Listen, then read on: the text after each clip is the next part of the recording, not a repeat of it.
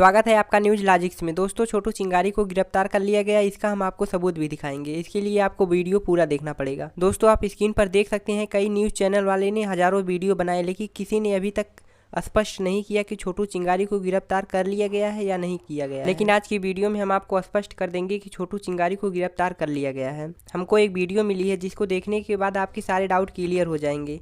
आप पहले वीडियो देखिए। छोटू चिंगारी गलत है तो उनको विरोध करें, अगर वो सही है तो उनका विरोध ना करें, उन्हें रिहाई दे।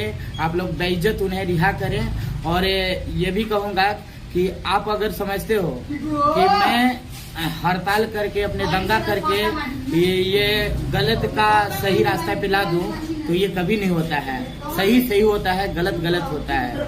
हमें हंगामा हमें भी करने आता है। हम भी एकजुट होकर के छोटू चिंगारी को रिहाई दिलवाएंगे और बेइज्जत बरी करेंगे। दोस्तों, आशा करता हूँ कि आपको समझ में आ गया होगा कि छोटू चिंगारी गिरफ्तार हो गया है।